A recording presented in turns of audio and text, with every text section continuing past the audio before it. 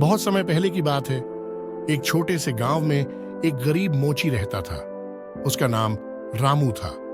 रामू के पास अपने घर में साधारण सा काम करने का सामान था और वही उसकी रोजी रोटी का साधन था। वह बड़े मेहनती और ईमानदार थे, लेकिन उनकी गरीबी ने उन्हें बहुत ही कठिन परिस्थितियों में डाल रखा था।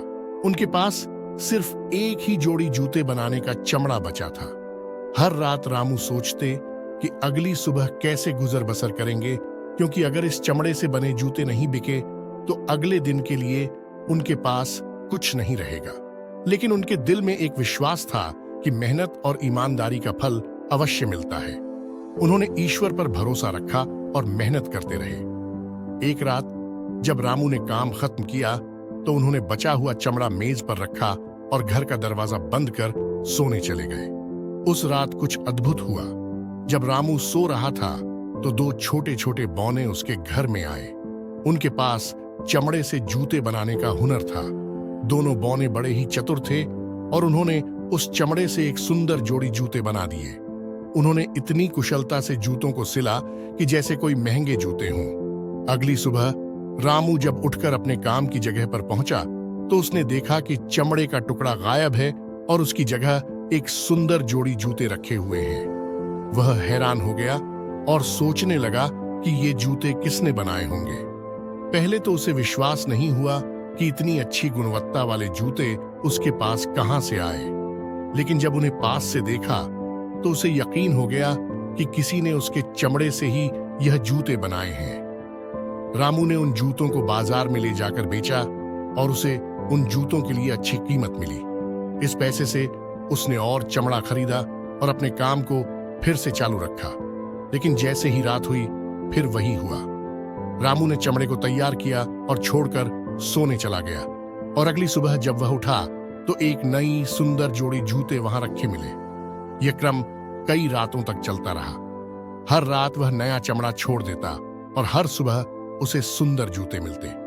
धीरे धीरे रामू की स्थिति सुधरने लगी और उसके पास इतना पैसा हो गया कि वह अपने सारे कर्ज चुकता कर सका और एक आरामदायक जीवन जीने लगा। रामू को लगा कि उसे इन रहस्यमयी मददगारों के बारे में जानना चाहिए। एक रात उसने ठान लिया कि वह यह देखेगा कि उसके जूते कौन बनाता है।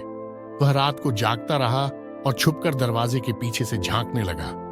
आधी रात के समय उसने देखा कि दो छोटे छोटे बौने कमरे में आए और बिना कोई शोर किए काम में जुट गए। वे बड़े प्यार से और मेहनत से जूते बनाने लगे। रामू ने देखा कि उनके कपड़े फटे हुए हैं और उनके पैर नंगे हैं, लेकिन वे खुशी खुशी अपना काम कर रहे थे। रामू के मन में उन बौनों के प्रति बहुत आदर और धन्यवाद की भावना जागी। उसने सोचा कि इन बौनों ने उसकी कितनी मदद की है, अब उसका भी फर्ज बनता है कि वह उनके लिए कुछ करे। उसने अगली सुबह अपने मेहनत के पैसे से सुंदर कपड़े, जूते और खाने पीने की कुछ चीजें खरीदी।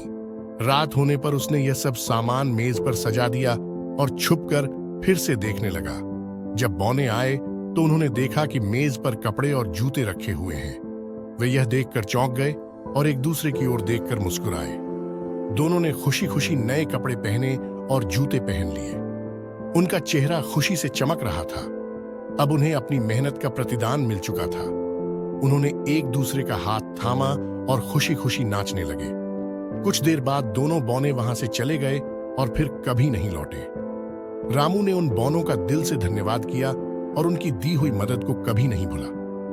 उन बौनों की वजह से रामू का जीवन पूरी तरह बदल गया था। उनकी दी हुई मदद ने उसे एक नया जीवन दिया और उसकी गरीबी हमेशा के लिए दूर हो गई। इस तरह रामू ने अपने कठिन समय में भी ईमानदारी और मेहनत को नहीं छोड़ा और उसे दो बौनों के रूप में खुदा ने मदद भेजी। रामू को इस बात का एहसास हो गया कि अगर हम सच्चे मन से मेहनत करते हैं तो किसी न किसी रूप में मदद अवश्य मिलती है।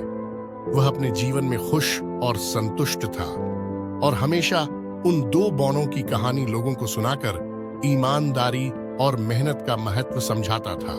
यह कहानी हमें सिखाती है कि ईमानदारी, मेहनत और दूसरों के प्रति आभार की भावना हमेशा फलदायक होती है।